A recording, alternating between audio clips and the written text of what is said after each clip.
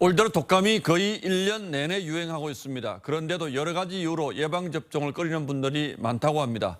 맞아도 되는 건지 여러분들이 걱정하는 점들을 하나하나 따져보겠습니다. 자, 홍영 기자, 요즘 독감 환자가 유독 많아졌다고요? 네, 그렇습니다. 코로나 유행 이전에는 이맘때쯤 독감이 보통 퍼지기 시작해서 12월과 1월에 정점을 찍고 이 봄부터는 잦아들었는데요. 지난 겨울 급격히 늘어난 독감 환자는 줄어드는가 싶더니 3, 4월부터 다시 증가세로 돌아섰습니다. 올해는 겨울 유행도 9월에 시작했는데요. 외래 환자 1000명당 6.5명을 넘으면 유행이라고 보는데 올해는 1년 내내 독감이 유행인 셈입니다.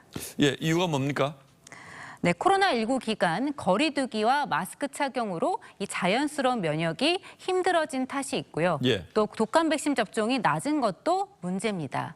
어린이와 임신부, 노인 접종률은 현재 70% 정도로 지난해와 비슷한데요. 무료 접종 대상이 아닌 청소년과 성인 접종률이 너무 낮습니다. 통계에도 잘 잡히지 않는데 전문가들은 1%에서 2%대로 추정하고 있습니다. 60개월 이상의 어린이들 그리고 10대, 20대 초반까지는 인플루엔자 백신 접종을 거의 안 하다시피 하고 있거든요. 인플루엔자 바이러스 입장에서 보면은 감염 전파가 일어날 수 있는 황금맛 같은 인구 집단인 거죠. 여기서의 유행이 지금 계속 돌고 있는 겁니다. 예, 예방주사 맞으러 가는 게 사실 좀 번거롭긴 하죠. 그런데 맞지 않겠다는 이유는 뭡니까? 네, 최근 온라인 커뮤니티를 보면 이 부작용에 대한 우려가 가장 큽니다. 코로나19 이후 백신에 대한 불신이 커진 영향도 있고 이 독감 주사를 맞고 나서 오히려 더 아팠다. 맞아도 걸리는데 뭐하러 맞느냐는 반응도 적지 않습니다. 예, 그러나 잘못 알려진 게 있다면 바로 알려야 하지 않겠습니까? 네, 그렇습니다. 특히 이번 독감 백신이 코로나19 백신에 쓰인 메신저 리보핵산을 이용한 백신이어서 부작용이 심하다고 주장하는 분들이 있는데요. 사실이 아닙니다. 아예 생산 방식이 다른데요. 다만 이 주사 맞은 자리가 사흘 넘게 붓거나 아프다면 알레르기 치료를 받아야 합니다. 그리고 맞아도 걸린다는 분들도 많은데 그건 왜 그렇습니까? 네, 독감 예방접종을 하면 독감에 걸리지 않을 확률이 젊고 건강한 성인의 경우 70에서 80% 정도로 높아집니다. 50대 이후부터는 점점 효과가 떨어지는데요. 이 독감과 감기는 원인이 다르기 때문에 독감 접종을 해도 감기는 걸릴 수 있습니다. 국산과 수입 백신은 성능의 차이가 있습니까?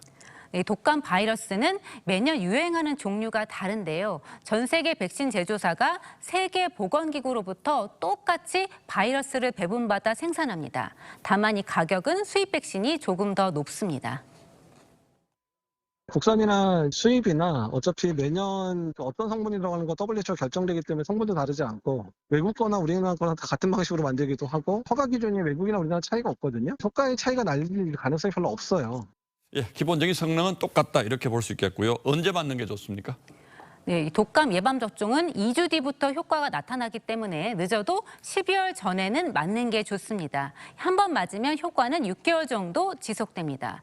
또 코로나19 백신과 동시에 맞아도 면역 효과는 같습니다. 무엇보다 이 독감에 걸리면 폐렴이나 심근염 등 합병증이 올 수 있다는 점을 유의해야 합니다. 예, 독감 예방주사 피했던 분들은 오늘 따져보니까 도움이 됐을 듯하군요. 예, 홍영 기자 잘 들었습니다.